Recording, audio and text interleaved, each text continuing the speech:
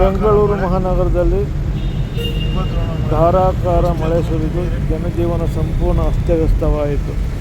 ಒಂದೇ ಸಮನೆ ಸುರಿದ ಮಳೆಗೆ ತಗ್ಗು ಪ್ರದೇಶಗಳಲ್ಲಿ ನೀರು ನಿಂತು ವಾಹನ ಸಂಚಾರಕ್ಕೂ ಸಮಸ್ಯೆ ಆಯಿತು. ಹಲವೆಡೆ ಸಂಚಾರ ದಟ್ಟಣೆ ಆಯಿತು.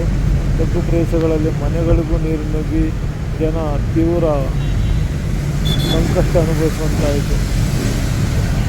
2 ರಿಂದ 3 ಗಂಟೆಗಳ ತನಕ ಸತತವಾಗಿ ಸುರಿದ ಮಳೆ ಬೆಂಗಳೂರು ನಗರಕ್ಕೆ ತುಂಬ ಸಮಸ್ಯೆನೇ ತಂದೊಡ್ಡಿತು. ಆಲ್ಮೋಸ್ಟ್ ಎಲ್ಲ ಕಡೆ ಟ್ರಾಫಿಕ್ ಜಾಮ್ ಆಗಿ ವಾಹನ ಸವಾರರು ತೀವ್ರ ಸಮಸ್ಯೆ ಅನುಭವಿಸುವಂತಾಯಿತು. ತಗ್ಗು ಪ್ರದೇಶಗಳಲ್ಲಿ ಮನೆಗಳಿಗೆ ನೀರು ನುಗ್ಗಿ ಜನ ತುಂಬ ಪರದಾಟ ಪಡುವಂತಾಯಿತು.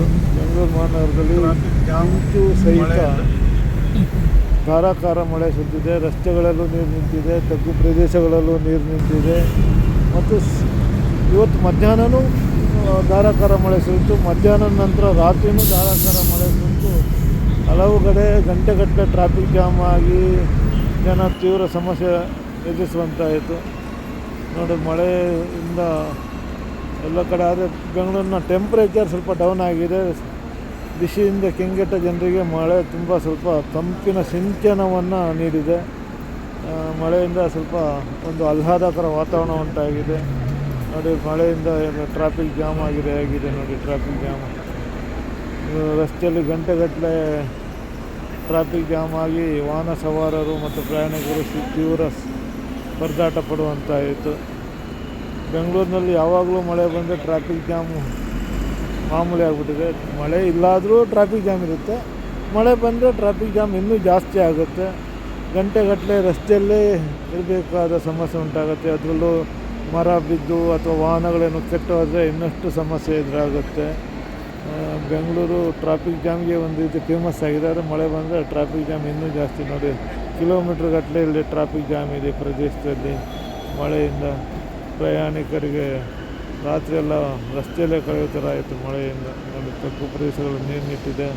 ಟ್ರಾಫಿಕ್ ಜಾಮಿಂದ ಜನ ಸಂಕಷ್ಟ ಸ್ಥಿತಿ ಅನುಭವಿಸುವಂತಾಗಿದೆ. ಕೆರೆ ಇಂಟರ್ನ್ಯಾಷನಲ್ ಏರ್ಪೋರ್ಟ್ ರೋಡ್ ಇದು. ಹೆಬ್ಬಾಳ ಪ್ರದೇಶ, international airport road, Gurugunte Palya, KR Puram, ಹೀಗೆ ಹಲವಾರು ಪ್ರದೇಶಗಳಲ್ಲಿ ಈ ಥರ ಟ್ರಾಫಿಕ್ ಜಾಮ್ ಆಗುತ್ತೆ ಮಳೆ ಬಂದರೆ.